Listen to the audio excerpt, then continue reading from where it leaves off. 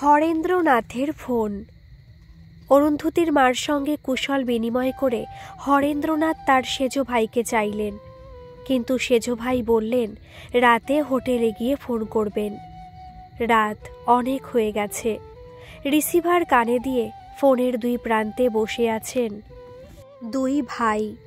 কেউ কোনো কথা বলছেন না, শুধু একটা অশ্রুসিক্ত নিঃশব্দ শান্তি।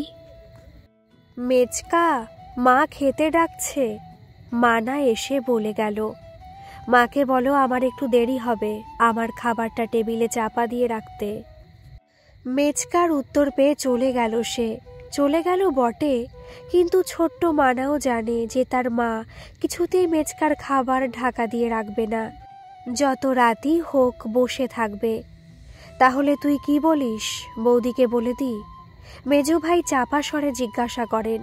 হ্যাঁ, নিশ্চয়ই, আমরা তাকে তো এইটুকু শান্তি দিতেই পারি। অপর প্রান্তে সেজো ভাই। যদি দেখা করতে চান, সেটা তোমায় যেভাবেই হোক আটকাতে হবে মেজদা। ওই যুক্তি দেবে যে সন্ন্যাসীরা স্ত্রীর মুখ দর্শন করেন না। অবশ্য এটা হয়তো সত্যি। আর তাছাড়া বরদা এই আশ্রমে কদিন থাকবেন তা তো আমরা জানি না, তাই না? হ্যাঁ, সেটা ঠিক। দেখছি কি করা যায়। আমি তোকে কাল ফোন করব। হোটেলে কোথাও বেরিয়ে যাস না, এখন বিশ্রাম নে। তোর এত পরিশ্রম হচ্ছে, অথচ আমি তোকে কোনো সাহায্যই করতে পারছি না। কি যে করি। আমাকে নিয়ে এত চিন্তা করো না, তুমি বাড়ির সবাইকে দেখো। সময় মতো আমি তোমায় ডেকে নেব। ঠিক আছে, যাও, খেয়ে নাও। বৌদি তো বসে আছে নিশ্চয়ই? হ্যাঁ, ঠিক আছে, সাবধানে থাকিস। ওষুধগুলো মনে করে খাস, তোকে তো ঠিক থাকতে হবে। ফোনে রেখে দিলেন হরেন্দ্রনাথ। অরুন্ধতী ফোনের টেবিল পর্যন্ত আসার আগেই ফোনটা রেখে দিলেন মেজো ভাসুর। এখন তো আর নতুন করে তার সামনে ফোন রাখা যায় না, কিন্তু এই মুহূর্তে অরুন্ধতির খুব ইচ্ছে করছে তার ডাক্তারবাবুর সঙ্গে একটু কথা বলতে। মানুষটা কেমন আছে কে জানে, নিজের দিকে তো কোনো খেয়াল নেই। মেজদা রোজ ফোন করে ওষুধ খাবার কথা মনে করিয়ে দেন, তবে ওষুধ খায়। নানা রকম কথা ভাবতে ভাবতে একবার ফোনের দিকে এগিয়েও আবার পিছিয়ে আসে অরুন্ধতী। কারণ এত রাতে আবার ফোন করলে তিনি তো আর একজন। ফোনের আওয়াজ পেলেই ভাববেন এদিকে না জানি কি একটা হয়েছে। নানা কথা ভেবে ফোন না করে চলে এলো অরুন্ধতী। কি রে সেজো, ঠাকুরপোকে ফোন করবি? মেজদির মুখোমুখি। কই না তো। পাশ কাটিয়ে যায় অরুন্ধতী। ওরে যা যা, করে নে ফোনটা। কতদিন আমাদের নাড়ুগোপালের মুখটা দেখিস না, এই সুযোগে অন্তত একটু গলার আওয়াজটা শুনে নে। হাসতে থাকেন অরুন্ধতীর মেজোজা। সত্যি মেজদি, তুমি কি সব যে বলো। মেজদি কিছু খারাপ কথা বলে না। দেখবি তোর মেজদা খেয়ে উঠেই আবার ফোন কানে দিয়ে সেই যে কথা শুরু করবে। তাই বলছি, যা বলার আছে এই বেলা বলে নে। না গো মেজদি, বলার সেরকম কিছু নেই। একটু ম্লান হাসে অরুন্ধতী। তাহলে মরগে যাও। মেজদির রাগ করে চলে যাওয়া দেখে হেসে ফেলল অরুন্ধতী। ডাক্তার মিত্রের ঘুম থেকে উঠতে বেশ বেলা হয়ে গেল। নানা রকম চিন্তা, আশ্রমের প্রতিটা দৃশ্য, অরুন্ধতীর বাবার দেওয়া তথ্য, সব যেন মাথার মধ্যে তালগোল পাকিয়েছে সারা রাত ধরে। সারা রাত ছটফট করে ভোরের দিকে একটু ঘুম এসেছে। এর মধ্যে রুম সার্ভিস এসে দুবার দেখে গেছে যে তিনি ওঠেননি। তারপর রিসেপশন থেকে ফোন করে কফি দিয়ে গেছে। বাড়িতে ছাড়া ডাক্তার মিত্র কোথাও চা খান না। তার ধারণা দাশুদার মতো চা কেউ বানাতে পারে না। অরুন্ধতী বহুবার চেষ্টা করেছে, কিন্তু না, দাশুদার মতো চা করতে পারেনি। দাশুদার কথা মনে আসতেই হাসি পেল। ডাক্তার মিত্র বাড়িতে এলে দাশুদার কারোকে সেরকম পাত্তা দেয় না। সম্ভব হলে প্রায় সারাদিনই তার ঘরেই থেকে যায়। তার ধারণা যে সে নিজের হাতে সব কাজ করে না দিলে ডাক্তার মিত্র কিছুই ঠিক করে করতে পারেন না। বিছানা থেকে উঠতে গিয়ে টের পেলেন যে সারা শরীরে খুব ব্যথা হয়েছে। বিছানায় উঠে বসতেও খুব কষ্ট হচ্ছে। একটু জ্বরও আছে বোধহয়। ভালো রকম ঠান্ডা লেগে গেছে মনে হচ্ছে। ঠান্ডা লাগার কথা মনে হতেই বরদার শুধু এক টুকরো উড়নি গায়ে দেওয়া ছবিটা চোখের সামনে ভেসে উঠল। আচ্ছা, উনি কি করে সহ্য করছেন কাশীর এই ঠান্ডা? অবশ্য এই সময় যিনি কেদারনাথে থাকতে পারেন তার পক্ষে বোধহয় সবই সম্ভব। আজ আর কোথাও যাবেন না ঠিক করলেন, কারণ গতকাল এই আশ্রমের ম্যানেজার টাইপ ভদ্রলোক বলছিলেন যে বরদা নাকি একদিন অন্তর খান, আর যেদিন না খেয়ে থাকেন সেদিন সারাদিন মন্দিরেই থাকেন, মৌনী নেন। তার মানে সারাদিন কোনো কথা বলবেন না, আর মন্দির থেকেও বাইরে আসবেন না। কাজে আজকে গিয়ে কোনো লাভ হবে না। আজ সারাদিন বরং অরুন্ধতির বাবার ফাইলগুলো দেখবেন আর ডায়েরিটা পড়বেন। কাল অরুন্ধতির বাবার থেকে যা শুনে এলেন এখনো পুরোটা হজম করতে পারেননি। চিরকাল জেনে এসেছেন তাদের বাড়ি পুজো অর্চনা ধর্মকর্ম নিয়ে থাকা একটি বাড়ি, 12 মাসে 13 পার্বণ, সেখানে গুমঘর। অবশ্য নাচঘর যখন ছিল, গুমঘর থাকা আশ্চর্যের নয়। মেজদাকে তিনি এসব বিষয়ে এখনো কোনো কথা বলেনি। এসব বললে মেজদার মাথা আরও ঘেটে যাবে, আর বলবেন কখন, বরদার কথা বলেই শেষ করা যায় না। ডাক্তার মিত্রকে চোখের জল ফেলতে সম্ভবত কেউ কোনোদিন দেখেনি, তার অতি ঘনিষ্ঠ জনরাও নয়। কষ্টে বুক ভেঙে গেলেও টান হয়ে দাঁড়িয়ে থেকেছেন, ঠিক তার বড় ভাইয়ের মতো। দায়িত্ব কর্তব্য সোজা করে রেখেছে চিরকাল। কিন্তু আজকে এই নিভৃত হোটেলে ঘরে তার চোখের জলে বরদার ফেড হয়ে যাওয়া ছবিটা আরও একবার ভিজে গেল। অরুন্ধতির বাবার দেওয়া সেই সময়ের ছবিটা দেখে যেন নিজেকে রুখতে পারলেন না তিনি, সম্পূর্ণ ভেঙে পড়লেন। দম বন্ধ হয়ে আসছে তার, অস্থির লাগছে। হোটেলের ঘরের দেওয়ালগুলো যেন গিলতে আসছে। একটু বাইরের হাওয়ার বড় প্রয়োজন। শার্টের ওপর কোটটা চাপিয়ে বেরিয়ে পড়লেন রাস্তায়। হোটেল থেকে বেরোনোর আগে শুনলেন তার নাকি একটা ফোন এসেছিল, কিন্তু তখন তার আর যেন জিজ্ঞাসা করার শক্তি নেই যে কার ফোন ছিল। উদ্ভ্রান্তের মতো রাস্তায় হাঁটলেন কিছুক্ষণ। শেষে সেই দশাশ্বমেধ ঘাটে এসে জলে পা ডুবিয়ে বসে থাকলেন। এখানে যেন সব থেকে বেশি শান্তি। শীতের রোদে বহু লোক স্নান করে বাবা বিশ্বনাথের মন্দিরে পুজো দিতে যাচ্ছেন। ডাক্তার মিত্র খুঁটিয়ে তাদের চেহারা লক্ষ্য করতে লাগলেন। বলা যায় না, রিকশাওয়ালার বুড়া সাধুও তো আসতে পারেন। এই তো একটু দূরে ওসিঘাটেই আছেন। তার লক্ষ্য করা দেখে অনেকেই ভ্রু কুঁচকালেন, কিন্তু আজ যেন ডাক্তারবাবুর কোনো দিকে কোনো খেয়াল নেই। বেনারসের বহুকালের ঐতিহ্য, গঙ্গার বুকে জল চৌকি পেতে সন্ধেবেলা গঙ্গা আরতি হয়। বহু মানুষ শেষ সিঁড়িতে বসে আরতি দেখেন। অনেকে ভাবেন যত কাছ থেকে আরতি দেখতে পাবেন তত বেশি পুণ্য লাভ হবে। তাই বিকেল থেকে পুণ্য লোভাতুর মানুষের সমাগমে বিশেষ করে দশাশ্বমেধ ঘাটে যেন মেলা বসে যায়। কিন্তু সকালে থাকেন শুধুমাত্র স্নান যাত্রীরা। সকালে ওই সব জল চৌকিগুলোতেই মোটা মোটা পালোয়ানরা তাদের রোগা রোগা সাগরেদদের দিয়ে গা মালিশ করায়। এই মালিশ করা দেখে ডাক্তার মিত্রর চোখের সামনে ভেসে উঠল মার পা মালিশ করা, যেটা করতেন তার বড় ছেলে। বাবা চিরকালই সুস্বাস্থ্যের অধিকারী ছিলেন। মৃত্যুর আগে ছাড়া তাকে কেউ বিছানায় দেখেনি, কিন্তু মার শরীরে নানা রকম সমস্যা ছিল। হয়তো বেশি বয়সে সন্তান হবার কারণে পায়ের যন্ত্রণায় খুব কষ্ট পেতেন। বহু ডাক্তার দেখিয়েও কিছু হয়নি।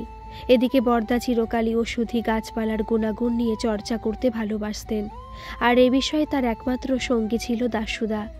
দুজনে মিলে বহু পরামর্শ করে নানাবিধ গাছপালা শেকড় বাকড় ফুটিয়ে তার তেল তৈরি করতেন। সেই তেল মায়ের পায়ে রোজ মালিশ করে দিতেন বরদা, আর বরদা বাড়ি না থাকলে দাশুদা। মা উপকারও পেতেন। সকালে পা মালিশ হলেই তবেই মা সারাদিন হাঁটাচলা করতে পারতেন। বাবা এটা নিয়ে খুব মজা করতেন।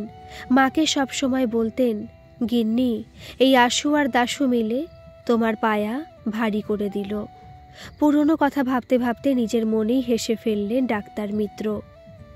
মানুষের এক জীবনে যে কত পরিবর্তন আসে, বরদাকে না দেখলে বিশ্বাস করতে পারতেন না। কাল যখন বরদা মেঝেতে বসে মুখ নিচু করে খাচ্ছিলেন, তখন তার দিকে তাকাতে পারছিলেন না ডাক্তার মিত্র। এই মানুষ যখন খেতে বসতেন, তখন মাকে আর দাশুদাকে অবশ্যই উপস্থিত থাকতে হতো। এমনকি মা পুজোর ঘরেও যেতেন না যতক্ষণ না তার বড় ছেলে খেয়ে বেরোচ্ছে। মা চলে যাবার পর মেজ পিসিমা থাকতেন, তারপর বড় বৌদি। খাওয়ার সময় সামনে ছোটরা কেউ আসতে সাহসী পেত না। বরদার খাওয়া হয়ে গেলে তারপর অন্য ভাইরা খেতে বসত। আশ্চর্য হয়ে দেখছিলেন এই দুটো মানুষ কি এক? তার সেই রাজকীয় চেহারা, দম্ভ, শিক্ষা আজ সব কোথায়?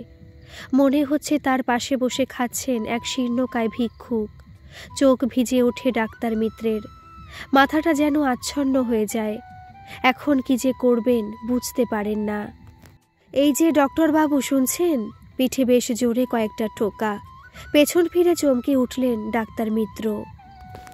বেশ 4-5 জন লোক পেছনে দাঁড়িয়ে আছে, প্রত্যেকের চোখে সানগ্লাসে ঢাকা।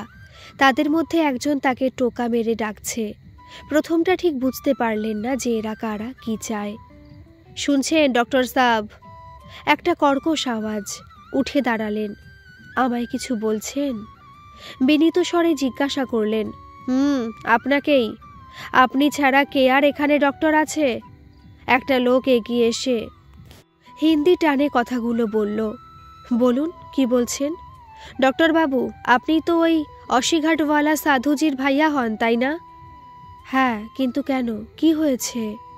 বিস্মিত বিভ্রান্ত স্বরে জিজ্ঞাসা করলেন ডাক্তার মিত্র। আপনি একটু আমাদের সঙ্গে চলুন এক জায়গায়, খুব দরকার। আগের লোকটাই এবার একটু বেশি বিনয় নিয়ে বলল। কেন, কি হয়েছে? দাদার মানে সাধুজির কি কিছু হয়েছে? একসঙ্গে অনেকগুলো প্রশ্ন করে ফেললেন। সে আপনি গেলেই দেখতে পাবেন, আসুন আমাদের সঙ্গে। টেনে টেনে কথাগুলো বলল লোকটা। আচ্ছা আচ্ছা, চলুন। ব্যস্ত হয়ে ডাক্তার মিত্র এগোলেন। নানা রকম আশঙ্কায় মনটা উথাল পাথাল হতে লাগলো। বরদার কি কোনো বিপদ হয়েছে? এতদিন পরে ফিরে পেয়ে আবার তাকে হারিয়ে ফেলবেন না তো? বেশি দূর যেতে হলো না। বিশ্বনাথ গলির পাশ দিয়ে একটা উঁচু নিচু খুব সরু রাস্তা দিয়ে তাকে নিয়ে গেল সোজা জ্ঞানবাপী মসজিদের পেছন দিকটায়। ওই জ্ঞানবাপী মসজিদ তৈরি করেছিলেন মুঘল সম্রাট ঔরঙ্গজেব 1669 সালে। হিন্দু বিশ্বাস অনুযায়ী জ্যোতির্লিঙ্গ মন্দির নামে পরিচিত। শিবের 12টি পবিত্রতম মন্দিরের অন্যতম কাশী বিশ্বনাথ মন্দির। মন্দিরের প্রধান দেবতা শিব, বিশ্বনাথ বা বিশ্বেশ্বর নামে পূজিত হতেন সভ্যতার আদি যুগ থেকে। সেই বিশ্বেশ্বরের মন্দির ধ্বংস করে ঔরঙ্গজেব তৈরি করেন এই জ্ঞানবাপী মসজিদ। ডাক্তারবাবু একটু অবাক হলেন, কারণ তিনি জানতেন না যে এত শর্টকাট একটা রাস্তা আছে। বেশ খানিকটা উঁচু নিচু রাস্তা দিয়ে গিয়ে একটা আধো অন্ধকার বাড়ির মধ্যে ঢুকলেন। দরজাটা দেখেই বোঝা যাচ্ছে যে বেশ পুরনো বাড়ি। সরু সিঁড়ি দিয়ে অনেকটা ওপরে উঠতে হলো। সামনেই একটা বড় ঘর। ঘরটা 2 তলা বা 3 তলা সমান উঁচু হবার কারণে বেশ আলোকিত। দিনের আলো বাদ দিয়েও ঘরের মধ্যে ইলেকট্রিক আলো জ্বলছে। ঘরে অনেকগুলো চেয়ার, 2-1 জন বসে আছে।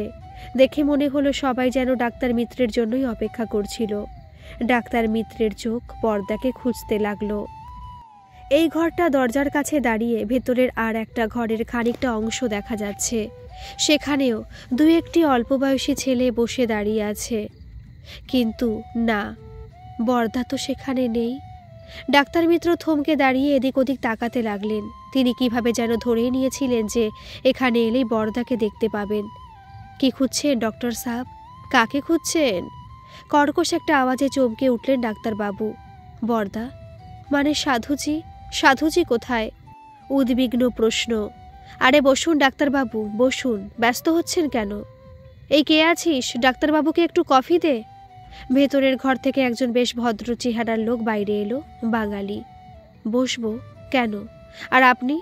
আপনাকে যেন কোথায় দেখেছি। মনে করার চেষ্টা করলেন ডাক্তার মিত্র। এই রে, হে হে, আপনি আমাকে চিনতে পারলেন না? সেদিন রাতে এত কথা বললেন। হাসতে হাসতে লোকটি বলল, আমি আপনার সঙ্গে কথা? না, এখনো ঠিক মনে করতে পারছি না। কিন্তু বরদা কোথায়? তার কি হয়েছে? এক নিঃশ্বাসে কথাগুলো বললেন ডাক্তার মিত্র। বরদা? কে বরদা? আপনার বরদা? মানে ওই সাধু বাবা? তিনি কোথায় আমি কি করে জানবো দাদা? জানবেন না মানে? আপনারা তো আমাকে আমার দাদার কথা বলেই এখানে নিয়ে এলেন। বিস্মিত ডাক্তার মিত্র। যাব বাবা, কি যে বলেন! এখানে কি আপনার বর্দা থাকেন যে এখানে তাকে পাবেন? লোকটা বেশ জোরে কথা বলতে লাগলো। আগের বিনয় আর তার নেই। কি বর্দা নেই মানে? তাহলে আমাকে এখানে ডেকে আনলেন কেন? কি মানে, কি কারণে? ডাক্তার মিত্র যথেষ্ট উত্তেজিত স্বরে বললেন কথাগুলো। লোকটা চেয়ার ছেড়ে উঠে দাঁড়ালো। এই বিজলি, এই শোন, তোরা ওনাকে কি বলেছিস? বলেছিস যে এখানে ওনার সাধু বাবা বসে আছে? লোকটা রেগে চিৎকার করে জিজ্ঞাসা করলো। না দাদা, আমি তো ऐसा कुछ भी বলিনি ওনাকে, উনি নিজেই। বিজলির কথা শেষ হয় না, লোকটা আবার ধমক দিয়ে ওঠে। চুপ চুপ শালা, একটা ভদ্রলোকের সঙ্গে কথা বলতে পারো না? সরি সরি ডাক্তার বাবু, বসুন বসুন। এরা সব অশিক্ষিত গাওয়ার, কোনো কথা বুঝতেও পারে না, বলতেও পারে না। আপনি কিছু মনে করবেন না। ধমকের আওয়াজ মুহূর্তের মধ্যে পাল্টে গেল বিনয়ে। ডাক্তার মিত্র কিন্তু বসলেন না। বসুন ডাক্তারবাবু, আপনার সঙ্গে একটু অন্য প্রয়োজন আছে। না বসলে কি কথা বলা যায়?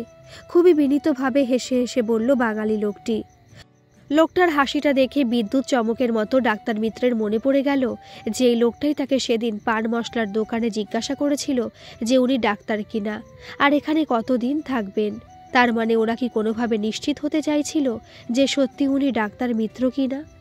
শঙ্কিত হয়ে উঠল মনটা। তবে কি এই লোকটার বড় কোনো মতলব আছে? নজরে রেখেছে? অনেক আগে থেকে জাল বিছিয়েছে? বরদাকে চেনে বলেই মনে হলো, কিন্তু উদ্দেশ্যটা কি? নানা রকম প্রশ্ন একসঙ্গে মাথায় এলো। ডাক্তারবাবু প্লিজ বসুন, বললাম না আপনার সঙ্গে একটু অন্য ব্যাপারে কথা আছে। আবার অনুরোধ এলো। তীক্ষ্ণ চোখে লোকটির দিকে কিছুক্ষণ তাকিয়ে থাকলেন ডাক্তার মিত্র। তারপর অত্যন্ত শান্তভাবে চেয়ারটা টেনে পায়ের ওপর পা তুলে বসলেন। বলুন। সপ্রশ্ন দৃষ্টিতে তাকালেন লোকটার মুখের দিকে। বৌদি, চা খাবে তো? এত সকালে মেজ দেওরের গলা পেয়ে চমকে তাকালেন তার বড় বৌদি। কি ব্যাপার মেজ ঠাকুরপো, তুমি এত সকালে উঠেছ? কিছু হয়েছে? চোখে অজানা আশঙ্কা। আরে না, কিছু হয়নি, বসুন একটু এখানে। ডাইনিং টেবিলের একটা চেয়ার টেনে বললেন। হরেন্দ্রনাথের বড় বৌদি এখন যথেষ্ট সুস্থ, কিন্তু সবসময় যেন একটা অজানা আশঙ্কায় ভোগেন। হঠাৎ কোনো খবরে তিনি খুব অস্থির হয়ে পড়েন এখনও। ডাক্তার মুখার্জির সঙ্গে এ বিষয়ে কথা বলা হয়েছিল, কিন্তু তিনি বলেছেন এটা থাকবেই। মনের চিরস্থায়ী ক্ষত ঠিক করার কোনো ওষুধ নেই। একমাত্র ওষুধ সময়। সময় যেতে যেতে হয়তো ঠিক হয়ে যাবেন। কেন, বলো কি হয়েছে? আরে কি মুশকিল, তোমায় একটু বসতে বলছি তো। দেওর বৌদিতে কি এত গুজগুজ ফুসফুস হচ্ছে শুনি? মেজবউয়ের গলা পেয়ে দুজনেই ফিরে তাকালেন। আর গুজগুজ, সেই থেকে গোপনে একটা কথা বলবো বলে বসতে বলছি, কিন্তু ওনার নাকি সময় নেই, আপিসে যাবে বোধ হয়। কথাটা বলেই হরেন্দ্রনাথ হা হা করে হাসতে লাগলেন। যে হাসি এই বাড়িতে এখন আর কেউ হাসে না। বর্দি, বসতে বলছে যখন বসে যাও, এরপর চা চাইলে তখন কিন্তু একদম উঠবে না, বলে মেজবউ হাসতে লাগলো। তোদের দুটোর আজ কি হয়েছে বলতো? খুব খুশি দুজনেই। ভ্রুকুচকে হাসলেন বড় বউ। লটারি পেয়েছি বৌদি, লটারি পেয়েছি, তাই চলো দক্ষিণেশ্বরে পুজো দিয়ে আসি। তৈরি হয়ে নাও তাড়াতাড়ি। আবার হাসতে হাসতে বললেন হরেন্দ্রনাথ মিত্তির। ও মেজো, এর কি মাথা খারাপ হয়ে গেল? কি হলো বলতো, এখন দক্ষিণেশ্বরে যাবে বলছে। চলো না বর্দি, পুজো দিয়ে আসি। দাঁড়াও, আমি সেজোকে ডেকে নিয়ে আসি। কি হিয়ালি করছিস তোরা দুজনে? কি জন্য মানে? কার জন্য পুজো দিবি? বর্দার জন্য পুজো দেব বৌদি, আমার বড় ভাই আশু মিত্তিরের জন্য। গতকাল নাড়ু বর্দাকে বেনারসে খুঁজে পেয়েছে। বৌদির মুখের দিকে সতর্ক দৃষ্টি রেখে একটু থেমে থেমে হরেন্দ্রনাথ বললেন কথাগুলো। ঘরের মধ্যে বজ্রাঘাত হলেও বোধহয় এত চমকে উঠতেন না মিত্রবাড়ির বড় বৌমা। বিস্ফারিত চোখে তিনি শুধু তাকিয়ে থাকলেন মেজ দেওরের দিকে। শক্ত করে ধরলেন টেবিলের কানাটা। পেছন থেকে মেজবউ এসে একটা চেয়ার নিয়ে বসিয়ে দিল তার বড় যাকে। স্থবিরের মতো বসে থাকলেন তিনি। বর্দি, তোমার কি শরীর খারাপ লাগছে? জিজ্ঞাসা করল মেজবউ। না না, শরীর খারাপ হলে চলবে কেন? আজ তো আমাদের সবচেয়ে আনন্দের দিন। কি বলো বৌদি? বৌদিকে তীক্ষ্ণভাবে নজর করতে করতে কথাগুলো বললেন হরেন্দ্রনাথ। কিন্তু বৌদির কোনো উত্তর পেলেন না। তিনি এখনো স্তব্ধ হয়ে বসে আছেন। মেজবউয়ের হাতটা শক্ত করে ধরে হেসে একটু পরিস্থিতি হালকা করে হরেন্দ্রনাথ আবার বললেন, কৈলাসকে খবর দিয়েছি তাঁতঘর থেকে সবচেয়ে ভালো চওড়া লাল পাড় শাড়ি নিয়ে আসতে। সেইটা পরে বৌদি যাবে বর্দার নামে পুজো দিতে। না বলবো মানে, কি একটা কথা জানার ছিল আপনার কাছে। একটু অস্বস্তি নিয়ে আমতা আমতা করে বলল বাঙালি লোকটা। বলুন। আবার একই কথা বললেন ডাক্তার মিত্র। মানে আমি শুনলাম যে আপনারা এখন নাকি আর দেওঘরে থাকেন না। হেসে হেসে বলল লোকটা। কোনোদিনই থাকি না, সংক্ষিপ্ত উত্তর এলো। তাহলে ওখানকার সম্পত্তি দেখাশোনা কে করে? আপনার দাদা তো। কথাটা শেষ করে না। হঠাৎ এই প্রশ্ন? না মানে, আচ্ছা আপনাকে পরিষ্কার করেই বলি, ওখানকার মানে ওই দেওঘর আর গিরিডি অঞ্চলের কিছু ব্যবসায়ী মিলে ঠিক করেছে এখানে একটা নতুন কোনো ব্যবসা করবে, তাই তাদের কিছু জমি দরকার। আমার সঙ্গে তাদের একটু চেনা জানা আছে, তাই আর কি।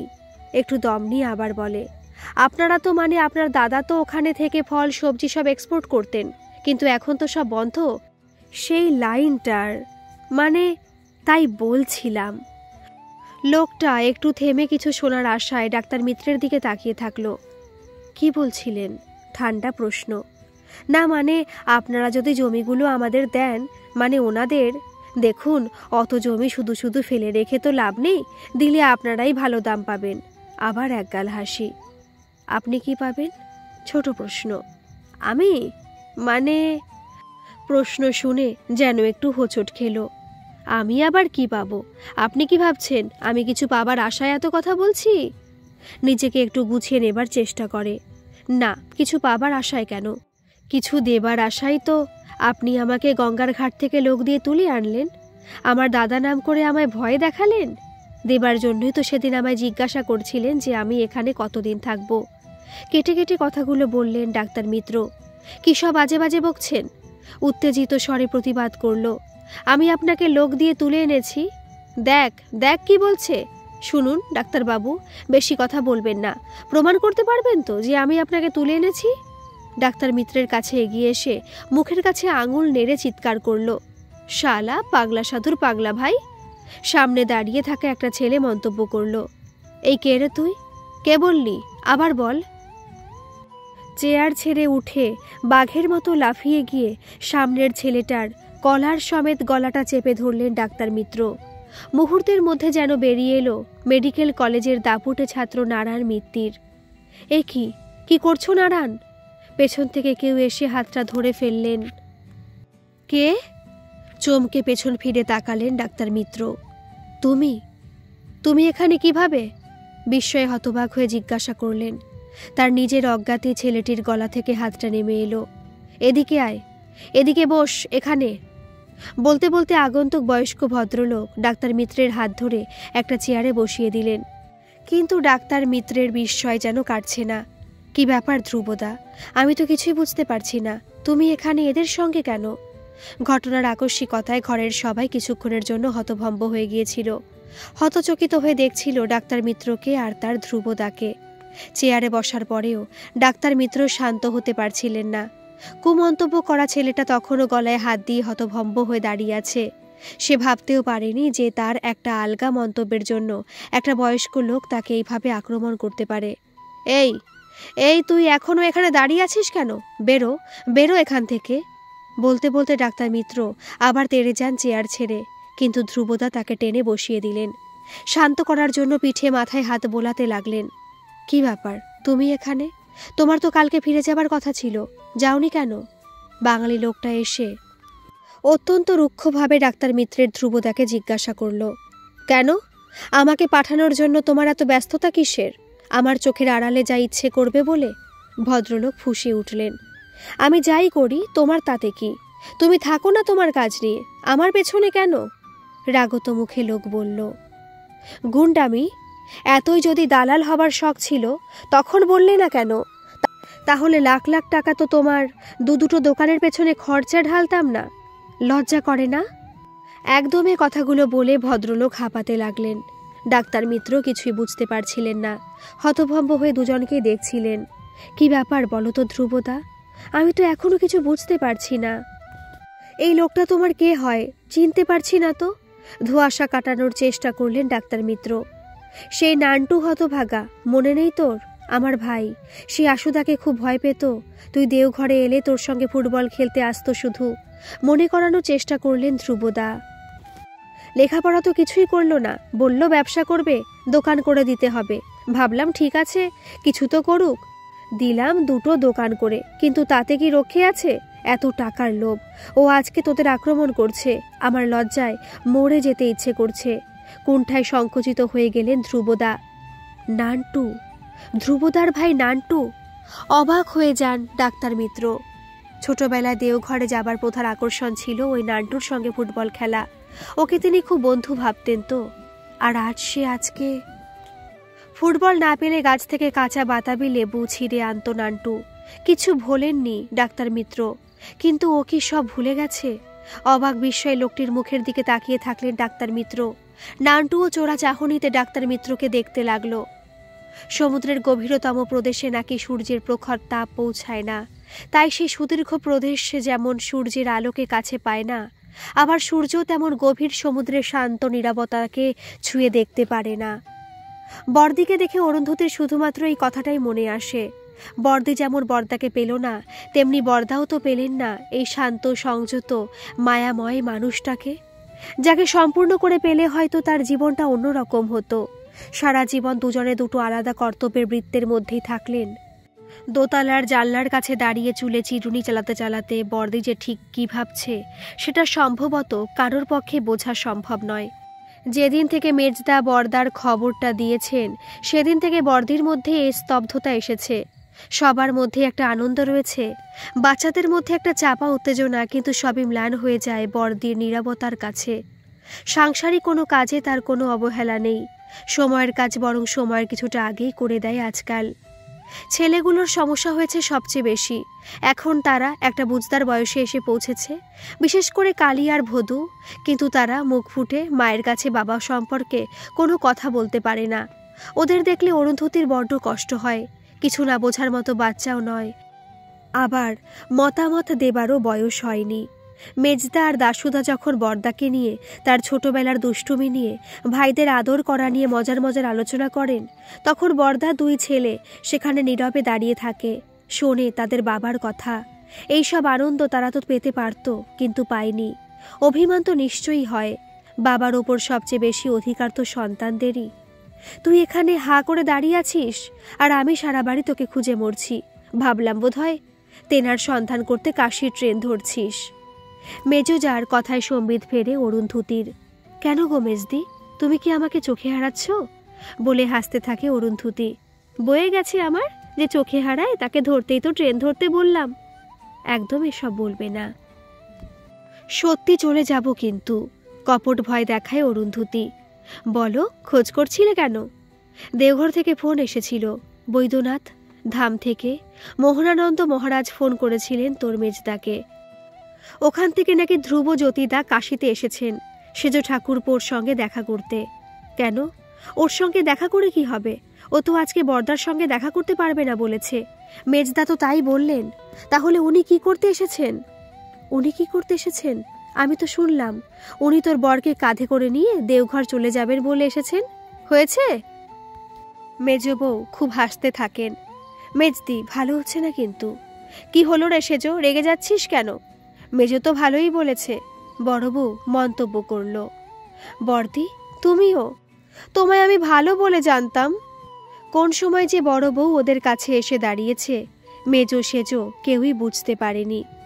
1947 সালের এপ্রিল মাসেও ভারতবর্ষের মানুষ বুঝতে পারেনি যে আর মাত্র 3 মাস পরে আগস্টে ভারত ভাগ হয়ে যাবে।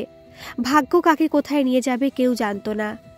বাংলাদেশের খুলনা জেলার বাগেরহাট সাব ডিভিশনের সম্পন্ন সেন পরিবার কর্তা ত্রিগুণা সেন ছিলেন পাক্কা উকিল। প্রচুর জমি জায়গা করেছেন যশোর, খুলনার, মুর্শিদাবাদে। বেশ কিছু। সম্ভবত সেই শত্রুদের হাতেই এক রাতে খুব রহস্যজনকভাবে খুন হয়ে যান তিনি। তখন তার বড় ছেলে ধ্রুবজ্যোতি আর কোনো উপায় না পেয়ে বাধ্য হয়ে বিধবা মা ও ছোট ছোট ভাই বোনদের নিয়ে রাতের অন্ধকারে গা ঢাকা দিয়ে এসে ওঠেন কলকাতার শরণার্থী শিবিরে। সেখানে তার সঙ্গে আলাপ মিত্তিরদের এক আত্মীয়ের। মিত্রবাড়িতে তখন প্রায় 100 শতাধিক শরণার্থী বাস করছিল। 10-12টা পরিবার। মৃত্যুর কর্তা দুহাতে সাহায্য করছেন ভিটে হারানো মানুষদের। বাইরের বাড়িও ভর্তি হয়ে গেছে, আর কোথাও জায়গা না পেয়ে মানুষ ঠাকুর দালানে মায়ের পায়ের কাছেও আশ্রয় নিয়েছে। ধ্রুবজ্যোতিও একদিন তার অসহায় পরিবারকে নিয়ে হাজির হলো মৃত্যুর কর্তার কাছে, একটু আশ্রয়ের আশায়। সব শুনে তিনি বুঝলেন এই পরিবারকে কলকাতায় রাখা ঠিক হবে না, কারণ কলকাতায় তখন সাংঘাতিক উত্তেজনা। বড় ছেলে আশুকে আদেশ দিলেন ওই পরিবারের জন্য কলকাতার বাইরে কিছু একটা ব্যবস্থা করতে। বাবার আদেশ মতো তিনি এই পরিবারকে নিয়ে গেলেন দেওঘরে। ডাক্তার মিত্রের বিস্ময় কাটছে না। তার ছোটবেলার সঙ্গী নান্টু, এই লোকটা আগে জানলে একটু ভালো করে দেখতেন, কিন্তু ধ্রুবদা আসার পরে সব কটা যেন হাওয়া হয়ে গেল। চল নারান, ওঠ, আমার সঙ্গে আমার ডেরায় চল, দুজনে রেঁধে খাবো। ধ্রুবদা ডাক্তার মিত্রের হাতটা ধরে বলেন, কি তুমি করবে রান্না? রক্ষে করো ধ্রুবদা। হাসতে থাকেন ডাক্তারবাবু। আর তোমার ডেরা এখানে কোথায়?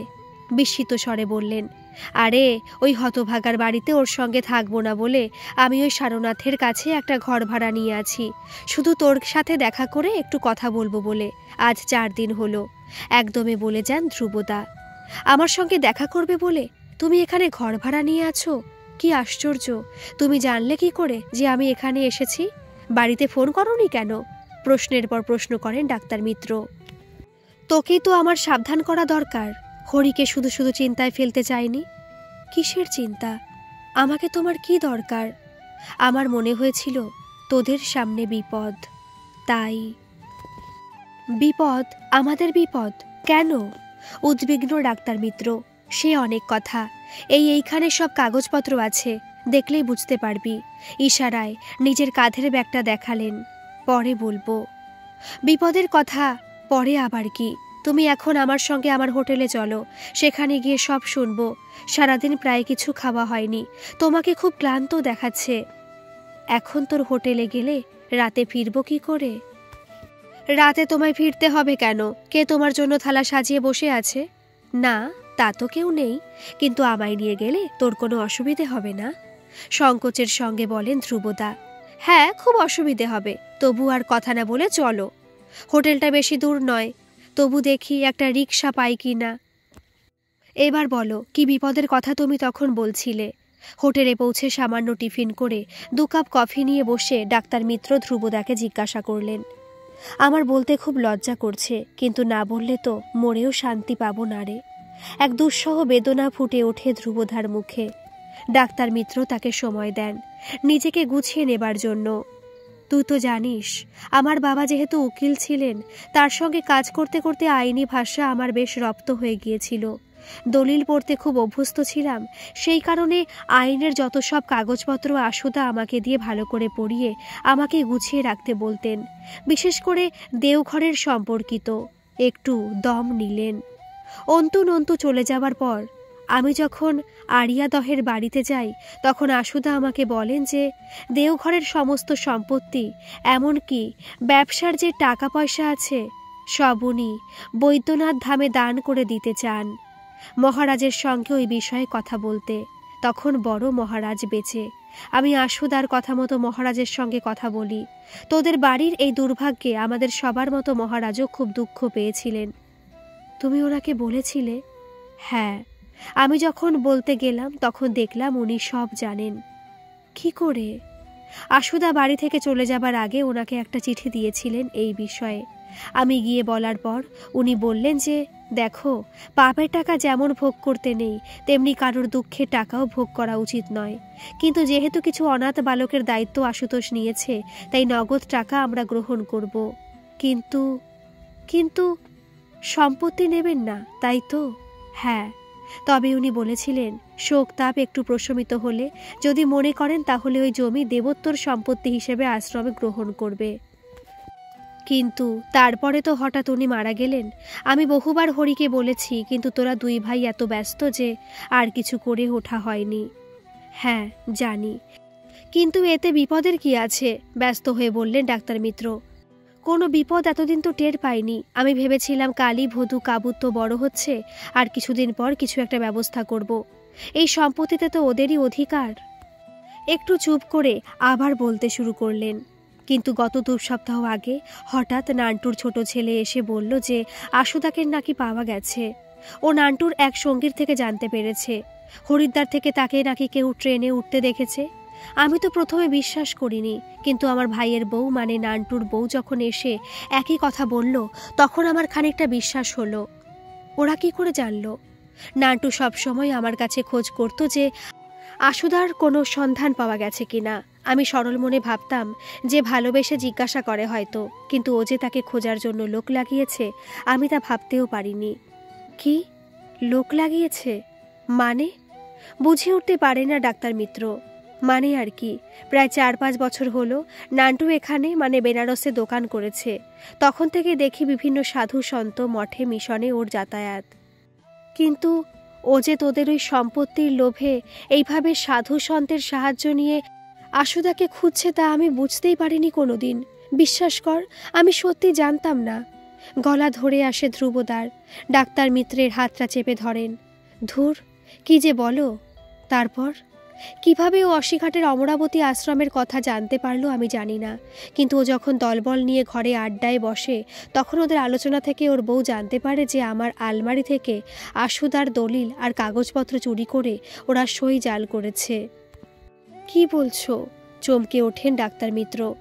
এমনকি তোদের বাড়ির সব খবর ওদের কেউ একটা দেয়। কে দেয় তার সন্ধান পায়নি, কিন্তু তুই যে এখানে এসেছিস সেটা ওরা জানে। যে রিক্সাওয়ালা তোকে আশ্রমে নিয়ে গিয়েছিল সেও নাকি ওদের লোক। কি বলছো ধ্রুবদা? এ তো সাংঘাতিক কথা। তার মানে এখানে হয়তো তোমার আমার পেছনে লোক আছে? রুদ্ধশ্বাসে বলেন ডাক্তার মিত্র। হ্যাঁ, থাকতেই পারে। তাই তো আমি 4 দিন ধরে কাশীর বিভিন্ন হোটেলে তোকে খুঁজে চলেছি। কালকে ওর একজন সঙ্গীকে বেশ কিছু টাকা খাইয়ে আজকের কথা সব জানতে পেরে ওই বাড়িটায় গেলাম তোর খোঁজে। আমায় বলা হয়েছিল ওরা তোকে ওখানে নিয়ে যাবে। ডাক্তারবাবু কিছু বলতে পারেন না। আজ আবার আপনাকে একটু বিরক্ত করতে এলাম। খুব সংকোচ নিয়ে অরুন্ধতীদের বাগানে ঢুকলেন ডাক্তার মিত্র ধ্রুবদাকে সঙ্গে নিয়ে। শীতকালে সাধারণত অরুন্ধতীর বাবা সারাদিন বাগানে কাজ করেন। বরদার সঙ্গে এই ক্ষেত্রে তার খুব মিল ছিল। সারাদিন দুজনে মিলে গাছের পরিচর্যা আর আলোচনা করতে পারলে আর কিছু চান না। আরে নারায়ণ, এসো এসো। আমার মনে হয়েছিল যে তুমি আজ হয়তো একবার আসবে। আজ শরীর ঠিক আছে তো? আগে হ্যাঁ, শরীর এখন ঠিক আছে। একটু হেসে আবার বললেন, আপনার সঙ্গে একজনের একটু আলাপ করাতে চাই তাই। হ্যাঁ, ওনাকে আমি ঠিক চিনতে পারলাম না। ধ্রুবদার দিকে হাত জোর করে নমস্কার করে বললেন অরুন্ধতীর বাবা। উনি আমাদের ধ্রুবদা, ধ্রুবজ্যোতি সেন, দেওঘরে থাকেন। বরদার খুব কাছের বন্ধু। ও আসুন আসুন। আমি মামনির মুখে আপনার কথা শুনেছি, কিন্তু আলাপ করার সৌভাগ্য হয়নি। নমস্কার করে ধ্রুবদা আর ডাক্তার মিত্রকে বসার ঘরে নিয়ে গেলেন। মিস্টার সেনগুপ্ত। মিত্র বাড়িতে একটা চাপা উত্তেজনা চলছে। কবে কে গিয়ে বরদার সঙ্গে দেখা করবে, তার সঙ্গে কি কথা বলবে, কে কে যাবে, ছোটদের আদৌ নিয়ে যাওয়া হবে কিনা, যারা যারা যাবে তারা সঙ্গে কি নিয়ে যাবে, তিনি যে খাবারগুলো ভালোবাসতেন সেগুলো, নাকি ওই ছেলেগুলোর জন্য কিছু। এই সব বিস্তার আলোচনা। খেতে শুতে সবসময় একই আলোচনা চলছে বাড়ির বিভিন্ন কোণে, কিন্তু সব কিছু নির্ভর করছে ডাক্তার মিত্র কি করতে বলেন তার উপর। মোটামুটি ভাবা হয়েছে যে ডাক্তার মিত্র যেতে বললেই হরেন্দ্রনাথ, অরুন্ধতী আর ভদু যাবে। দাশুদারও খুব ইচ্ছে ছিল যে একবার গিয়ে তার বরদাকে চোখের দেখা দেখবে, কিন্তু দাশুদা গেলে বাড়ি ফাঁকা হয়ে যাবে। কালিও বাড়িতে নেই, কাজেই দাশুদার থাকা খুব প্রয়োজন। একদিকে কর্তব্য, অন্যদিকে প্রাণের টানে দাশুদা খুবই বিপর্যস্ত। বড় বৌমার মুখটা দেখে সে নিজেকে সান্ত্বনা দেয়। অরুন্ধতীর বাবা মিস্টার সেনগুপ্তকে সংক্ষেপে ধ্রুবদার আসার কারণ বললেন ডাক্তার মিত্র, কিন্তু ঘুণাক্ষরেও বললেন না যে নান্টুর লোক তাকে গঙ্গার ঘাট থেকে বরদার নাম করে প্রায় কিডন্যাপ করে নিয়ে গিয়েছিল এবং ধ্রুবদার সঙ্গে কি আকস্মিকভাবে ওনার দেখা হয়েছে। প্রায় সারা রাত ধরে ধ্রুবদাকে উনি পাখি পড়ানোর মতো করে পড়িয়েছেন যে এখানে এসে কি বলতে হবে আর কি বলতে হবে না। ধ্রুবদাও বাধ্য হয়ে রাজি হয়েছেন। আপনাকে এই কাগজগুলোই দেখানোর ছিল। আচ্ছা, এভাবে সই জাল করে বাইরের কেউ কি কারো সম্পত্তি দখল করতে পারে, কোনো রকম বিপদে ফেলতে পারে? জিজ্ঞাসু চোখে অরুন্ধতীর বাবার দিকে তাকালেন ডাক্তার মিত্র। অরুন্ধতীর বাবা যদিও সারা জীবন বেনারস ইউনিভার্সিটিতে প্রফেসরি করেছেন, কিন্তু তার বাবাও যেহেতু আইনজীবী ছিল, তাই তিনি বাবার ইচ্ছায় একসময় আইন পড়তে বাধ্য হন, কিছুদিন এলাহাবাদ কোর্টে প্র্যাকটিসও করেন, কিন্তু ইউনিভার্সিটিতে প্রফেসরি পেয়ে যাবার পর আর কোর্টের দিকে যাননি। বিপদে ফেলতে পারে মানে? অবশ্যই পারে। আর সম্পত্তি দখল সেটাও পারে। এখানে এত নিপুণভাবে মিত্তির মশাইয়ের সই জাল করা হয়েছে, সত্যি অদ্ভুত। আর ওনার নামেই তো সব দেখছি। একটু দম নেন মিস্টার সেনগুপ্ত। তবে হ্যাঁ, ভাইরা যেহেতু নমিনি তাই তারা অবশ্যই কেস করতে পারে, এই দলিলটা ভুয়ো বলে। কিন্তু প্রমাণ করবে কিভাবে? মিত্তির মশাইকে তুমি তো আর কোর্টে নিয়ে যেতে পারছো না। থামলেন মিস্টার সেনগুপ্ত। দেখ, তুই তো আমার কথা উড়িয়ে দিচ্ছিলি, সই জাল করে নাকি সম্পত্তির দখল নেওয়া যায় না। এবার ওনাকে জিজ্ঞাসা কর। ধ্রুবদা অভিযোগের সুরে বললেন, আচ্ছা, আপনি এইসব গোপন কাগজপত্র আপনি পেলেন কোথায়? এই জ্যোতিপ্রসাদ লোকটি কে? আপনার চেনা কেউ? কৌতূহল চাপতে পারলেন না মিস্টার সেনগুপ্ত। না মানে, ডাক্তার মিত্র কিছু একটা বলতে চাইছিলেন। দাঁড়া, তুই চুপ কর, আমাকে বলতে দে। ডাক্তার মিত্রকে থামিয়ে দিলেন ধ্রুবজ্যোতি সেন। আগে এই জ্যোতিপ্রসাদ সেন আমার ছোট ভাই, সেই বেনারসে বিশ্বনাথ গলিতে বিশাল বড় দোকানের মালিক। এছাড়াও তার আর একটি দোকান আছে। টাকা পয়সার কোনো অভাব নেই, কিন্তু সততা আর কৃতজ্ঞতার বড্ড অভাব। একটু থামলেন। সততার যে কতটা অভাব তা তো আপনি নিজের চোখেই দেখতে পাচ্ছেন, আর কৃতজ্ঞতার কথা ছেড়ে দিন। একটু চুপ করে থেকে আবার বলতে শুরু করলেন, ধ্রুবদা। মিস্টার সেনগুপ্ত, কৃতজ্ঞ কথাটা শুনতাম, কিন্তু কোনোদিন নিজের ঘরে কোনো কৃতজ্ঞকে দেখব স্বপ্নেও ভাবতে পারিনি। আপনার মায়ের পেটের ভাই জীবনের ওপর থেকে আমার বিশ্বাসটাই তুলে দিল। গলা বুঝে এলো ধ্রুবদার।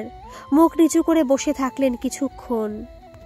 নিজেকে একটু সামলে নিয়ে আবার বলতে শুরু করলেন, জানেন মিস্টার সেনগুপ্ত, খুলনা থেকে যখন পালিয়ে আসি তখন ভগবানের কাছে শুধুমাত্র দুটো জিনিস চাইতাম। এক, মা বোনের সম্মান যেন রক্ষা করতে পারি, আর সবার জন্য যেন দুবেলা দুমুঠো খাবার জোগাড় করতে পারি। কিন্তু ভগবান তো আমাকে দুহাত ভরে দিয়েছেন। তবে আজ আমাকে এই দিন দেখতে হচ্ছে কেন? ভেঙে পড়া গলায় বলল, শান্ত হন মিস্টার সেন। আমাদের কাকে যে কখন কি দেখতে হবে তা শুধুমাত্র ঈশ্বরই জানেন। একটা দীর্ঘশ্বাস ফেলে মিস্টার সেনগুপ্ত আবার বলেন, we can not control hour destiny, that is our greatest misfortune. ঘরের মধ্যে একটা অদ্ভুত নীরবতা। জানেন মিস্টার সেনগুপ্ত, আশুদা আমার থেকে মাত্র 2 বছরের বড়, কিন্তু বাবা যেমন সন্তানকে স্বপ্ন দেখায়, আশুদা আমাকে সেই রকম একটা সুন্দর ও সুস্থ জীবনের স্বপ্ন দেখিয়েছিল।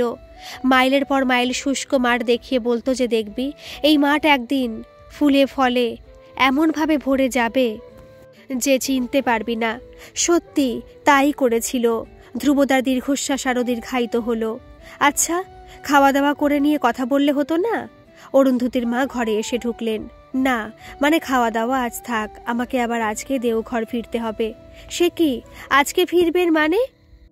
ট্রেন তো বোধহয় দুপুরের দিকে একটা আছে, কিন্তু সেটা ধরতে গেলে তো। একটু অস্থির হয়ে বললেন মিস্টার সেনগুপ্ত। আগে না, উনি আমাকে ট্রেনে ফিরতে দেবেন না। ডাক্তার মিত্রকে দেখিয়ে বললেন ধ্রুব সেন। ওনার ভয় কেউ এসে আমাকে নাকি ট্রেন থেকে ঠেলে ফেলে দেবে। চিন্তা করুন মশাই, এ নাকি এত বড় ডাক্তার হয়েছে, কত নাম ডাক, কিন্তু বুদ্ধিতে একেবারে। ধ্রুবদা ডাক্তার মিত্রের দিকে তাকিয়ে হাসতে থাকেন। তাহলে ফিরবেন কিভাবে? ওই যে আসার সময় গাড়ি ঠিক করে এলো, বলেছিল নিজেই গাড়ি চালিয়ে নিয়ে যাবে, কিন্তু তাহলে তো কালকের মধ্যে ফিরতে পারবো না। আগামীকাল আবার আশুদার আশ্রমে যাব। আপনি মিত্তির মশাইয়ের সঙ্গে দেখা করবেন না? একটা দিন তো থেকে যেতে পারতেন তো। অরুন্ধতির মা বললেন, সে উপায় আমার নেই। আজ 5 দিন হলো এই সব চুরি করা কাগজ নিয়ে এখানে সেখানে ঘুরছি। ধ্রুবদা বললেন, চুরি করা মানে? কৌতূহলী হয়ে উঠলেন মিস্টার সেনগুপ্ত। আমার ভাইয়ের বউ আমার ভাইয়ের আড়ালে তারা আলমারি থেকে এইসব কাগজপত্র আমায় এনে দিয়েছে। এখন এগুলো নিয়ে কি করবেন? উদ্বিগ্ন হয়ে ওঠেন অরুন্ধতির মা। এখন যার জিনিস তাকে দিয়ে দেব। ডাক্তার মিত্রকে দেখান ধ্রুবদা। ওকে যদি না পেতাম তাহলে গঙ্গায় বিসর্জন দিয়ে দিতাম। এর জন্য আপনার আবার কোনো বিপদ হবে না তো? মিস্টার সেনগুপ্ত আশঙ্কা প্রকাশ করলেন। না, তা আমি জানি, তবে মায়ের পেটের ভাই তো, মেরে কি আর ফেলবে? ম্লান হেসে বললেন ধ্রুবদা। আহ, কি যে বলো। ডাক্তার মিত্র থামাতে চাইলেন ধ্রুব সেনকে। প্রসঙ্গ পাল্টানোর জন্য বললেন, আচ্ছা, আর একটা কথা, বাড়ির থেকে তো এবার মেয়েরা দাদার সঙ্গে একবার দেখা করতে চাইছে। কি করব বুঝতে পারছি না, আপনি কি বলেন? জিজ্ঞাসা করেন অরুন্ধতির বাবাকে। না না, এক্ষুনি আসতে চাইছে মানে? কে চাইছে? মামুনে নিশ্চয়ই। বারণ করো, এই মুহূর্তে এসব একদম করা যাবে না। কিন্তু অরুন্ধতী বলছিল। কথাটা শেষ হয় না। অরুন্ধতী কি বলছে? এখনই সবাইকে নিয়ে হৈ হৈ করে মেলা দেখতে আসবে? একদম না, তুমি এটা আটকাও। মিস্টার মিত্র যে ধরনের জীবন যাপন করেন তার কোনো ধারণা তোমাদের নেই। বেশ রাগত স্বরে আবার বললেন, ঠিক আছে, আমি বলবো যে এক্ষুনি যেন। শোনো নারায়ণ, তোমরা কেউ ভাবতেও পারবে না যে উনি কিরকম কৃষ্ট সাধন করেন। সবটা না হলেও আশ্রমে গিয়ে কিছুটা আমি দেখেছি। উনি আমার থেকে বেশ কয়েক বছরের ছোট, কিন্তু আমি ওনাকে শ্রদ্ধা করি। একটু দম নিয়ে আবার বললেন, ওনার বেদান্ত জ্ঞান ও নিষ্ঠার জন্য। চিন্তা করতে পারো, একদিকে যেমন বেদান্ত নিয়ে আলোচনা করছেন, আবার অন্যদিকে ভিক্ষুকদের সঙ্গে এক পংক্তিতে দাঁড়িয়ে ভিক্ষা করছেন। আবেগে থরথর করে কাঁপতে থাকে ডাক্তার সেনগুপ্তের গলা। স্তব্ধ হয়ে শোনেন ডাক্তার মিত্র আর ধ্রুব সেন। মেজদা একবার আসতে চাইছিলেন, আবার একটু অস্বস্তি নিয়ে বললেন ডাক্তার মিত্র, কে? হরেন্দ্রনাথ? ঠিক আছে, তাকে আসতে বলো। কিন্তু ওই একজন, ওর সঙ্গে যেন আর কেউ না আসে। একটু থেমে আবার বললেন, দেখো, আমি যথেষ্ট বুঝতে পারছি তোমাদের আবেগটা, কিন্তু সব কিছুরই তো একটা সময় আছে। ওনাকে একটু সময় দাও। আজ ধ্রুবদাকে দেখে ডাক্তার মিত্রের মনে হচ্ছিল যেন একটা ঝড়ে ভেঙে পড়া গাছ, যে আর কোনোদিন মাথা তুলে দাঁড়াতে পারবে না। সারনাথ থেকে ধ্রুবদাকে গাড়িতে তুলে দেবার সময় বড্ড কষ্ট হচ্ছিল। বারবার মনে হচ্ছিল এই মানুষটাকে যদি সারা জীবন নিজের কাছে রাখতে পারতেন, তাতেই বোধহয় শান্তি পেতেন। এটা কি মায়া নাকি কর্তব্যবোধ? আচ্ছা, যে মানুষকে ভালোবাসা যায়, তার কোনো দোষকে নিজের কাছেও স্বীকার করা যায় না? নিজেকেই প্রশ্ন করেন ডাক্তার মিত্র। তা না হলে এখনও কেন বিশ্বাস করতে কষ্ট হচ্ছে যে এই কাজগুলো নান্টু করেছে? ও যে অপরাধগুলো করেছে সেগুলো ক্ষমার অযোগ্য, কিন্তু তবু ওর ওপর সেভাবে রাগ করতে পারছেন না কেন? কেবল মনে হচ্ছে হয়তো কোথাও একটা ভুল হচ্ছে। সব মিলিয়ে একটা সাংঘাতিক অবসাদ যেন ঘিরে ধরেছে ডাক্তার মিত্রকে। যে নান্টুর সঙ্গে প্রথম লুকিয়ে সিগারেট খেয়েছেন, প্রথম লুকিয়ে বম্বের হিন্দি সিনেমা দেখেছেন, তাকে কিছুতে শত্রু হিসেবে মানতে পারছেন না। আচ্ছা, ও কি আজ সব ভুলে গেছে? এত ম্যাটেরিয়ালিস্টিক হয়ে গেল কি করে? হঠাৎ ফোনটা বেজে উঠল। মেজদা ফোন করেছে। মিত্র বাড়িতে যে একটা ভীষণ চাপা উত্তেজনা চলছিল, সেটা খানিকটা স্তিমিত হয়ে গেছে, কারণ অরুন্ধতির বাবা অরুন্ধতিকে ফোন করে এত ধমক দিয়েছেন যে সেই ধমকের প্রভাব সবার ওপরেই অল্প বিস্তর পড়ছে। তাই হৈ হইটা একটু কম। হরেন্দ্রনাথ একাই যাবেন বলে ঠিক হয়েছে। এটা কি তুমি একটু বড় খোকাকে দিয়ে দেবে? হঠাৎ আওয়াজে পেছন ফিরে হরেন্দ্রনাথ দেখলেন তরুর মা একটা ছোট স্টিলের কৌটো নিয়ে দাঁড়িয়ে আছে। কি এটা? বাদাম বাটা। বড় খোকা আমার হাতের বাদাম বাটা খেতে খুব ভালোবাসতো, মাকে বলতো। তরুর মার শেষের কথাগুলো আর কানে যাচ্ছে না হরেন্দ্রনাথের। তার দুটো চোখ জলে ভরে গেছে। দাশুদা, মেজ বউ আর সেজ বউ মিলে কত কম ওজনের মধ্যে কত বেশি জিনিস পাঠানো যায় তার চেষ্টায় লেগে রয়েছে দিনরাত। কারণ হরেন্দ্রনাথ প্লেনে যাবেন, তাই বেশি ওজনের জিনিস সঙ্গে দেওয়া যাবে না। দেখুন, আপনাদের ফিরিয়ে দিতে আমারও খুব খারাপ লাগছে। এত দূর থেকে এসেছেন, এত জিনিস বহন করে এনেছেন। খুব বিনয়ের সঙ্গে বললেন অমরাবতী আশ্রমের ম্যানেজার শ্রী জগবন্ধু মিশ্র। না, আপনি আর কি করবেন, আমাদের ভাগ্য। বড্ড আশা করেছিলাম যে একবার দেখতে পাব। হরেন্দ্রনাথের একটা দীর্ঘশ্বাসের সঙ্গে বেরিয়ে আসে কথাগুলো। আচ্ছা, আমি তো পরশুদিনই এসেছিলাম, সেদিন তো ওনার চলে যাবার কথা কিছু শুনলাম না। ডাক্তার মিত্র কথাগুলো একটু কর্কশ শোনালো। ওনার আসার বা যাবার কোনো সময় তো নেই। ওনার ঘরেতেই কোনোদিন তালা দেওয়া হয় না, কারণ কোনো দিন সকালে উঠে আমরা দেখি উনি স্নান সেরে ধ্যানে বসে গেছেন। রাতে কখন যে এসেছেন ওই গেট কিপার ছাড়া কেউ জানতেই পারে না। কিছুক্ষণ বসে থেকে হরেন্দ্রনাথ পকেট থেকে দুটো চেক বার করে টেবিলে রাখলেন। দয়া করে এটুকু গ্রহণ করবেন। না না, এসব দেবেন না। আপনারা এমনিতেই ছেলেদের জন্য অনেক জিনিস এনেছেন। আর কিছু? এটুকু থাক ভাই, আপত্তি করবেন না। ম্যানেজারের হাতটা চেপে ধরেন হরেন্দ্রনাথ। দয়া করে ফোন নম্বর দুটো রেখে দেবেন। ওনার আসার কোনো রকম সংবাদ পেলে একটু জানিয়ে দেবেন। হ্যাঁ, নিশ্চয়ই, হরেন্দ্রনাথের হাতটা ধরে বললেন জগবন্ধু মিশ্র। মেজদা, এবার চলো, আবার পরে আসবো আমরা। হরেন্দ্রনাথের কাঁধে একটা হাত রাখেন ডাক্তার মিত্র। চেয়ার ছেড়ে উঠে দাঁড়ালেন হরেন্দ্রনাথ, একটা ভেঙে যাওয়া মানুষ। ঘর থেকে বেরিয়ে আসতে গিয়েও আবার ঢুকলেন। কি হলো? পেছন থেকে জিজ্ঞাসা করলেন ডাক্তার মিত্র। দাঁড়া, আসছি। নিজের আনা জিনিসগুলো থেকে কিছু একটা খুঁজে নিয়ে পকেটে রাখলেন। ইতিমধ্যে ডাক্তার মিত্র আবার অফিস ঘরে ঢুকে এসেছেন। কি নিলে? নিয়ে আসা জিনিস ফেরত নিতে দেখে অবাক হয়ে জিজ্ঞাসা করলেন ডাক্তার মিত্র। বৌদির সিঁদুর কৌটো। একটু লজ্জিত স্বরে বললেন, আসার আগে বৌদি আমাকে এটা দিয়েছিলেন দাদার হাতে ছুঁয়ে আনার জন্য। কিন্তু দাদা যখন... কথাটা শেষ না করেই পেছন ফিরলেন, সোজা গাড়িতে গিয়ে বসলেন। ডাক্তার মিত্র হাত জোর করে জগবন্ধু বাবুকে নমস্কার জানিয়ে নিঃশব্দে মেজদার পাশে গিয়ে বসে তার পিঠে একটা হাত রাখলেন, যেন কথা হারিয়ে ফেলা দুটো মানুষ। জগবন্ধু মিশ্র স্তব্ধ হয়ে দাঁড়িয়ে থাকলেন, তার চোখটাও চিকচিক করছে। বাবা, ওনারা চলে গেছেন? আলোটাকে জ্বালিয়ে দেব? না।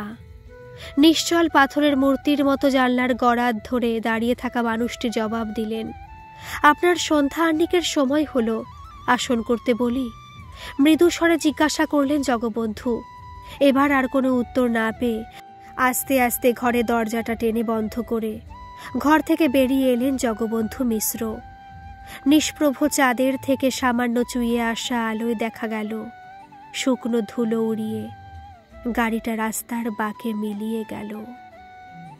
গল্পটি কেমন লাগলো একটা কমেন্ট করে জানাবেন, আর ভালো লাগলে একটা সাবস্ক্রাইব করে দেবেন। ধন্যবাদ। ভালো থাকবেন, সুস্থ থাকবেন।